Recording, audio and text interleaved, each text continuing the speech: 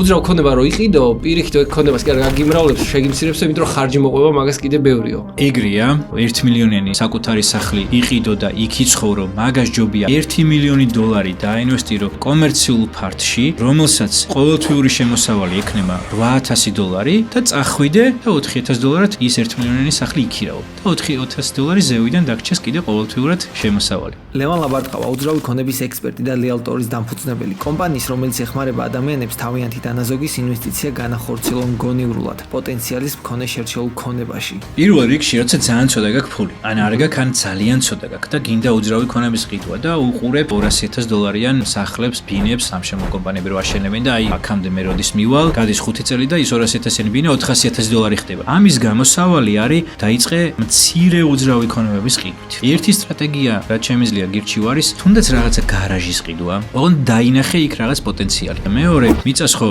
ღმერთი მეც აღარ შექმნის, ხო? ამიტომ მიწის ყიდვა ყოველთვის არის აქტუალური და ყოველთვის ვითარდება. რა არის ის ყველაზე მაგარი რჩევა, რაც არ უნდა რომ შენც იცოდე? კონტაქტების ნაწილია ყველაზე მნიშვნელოვანი. ერთი, საბანკო სფეროში, რომ იცოდე რა ქონება შეიძლება იყოს ხვალ გამოტანილი აუქციონზე, სახელმწიფო სტრუქტურებში, იცოდე რომელი ქუჩის რეაბილიტაცია დაიწყება ხვალ, რეაბილიტაციის შემდეგ იცი რომ მე ფასი აეწევა იმ ქუჩას, გზასად იგება, იმიტომ რომ გზა და კომუნიკაციები მიწის ფასს იგრევე აორმაგებს ხოლმე. რეალურად ინფორმაციაზე წვდომა შენი კონტაქტებით შეიძლება გაქციოს ხვალდაზეგ ძალიან მსხვილ და მომგებიან ინვესტორად.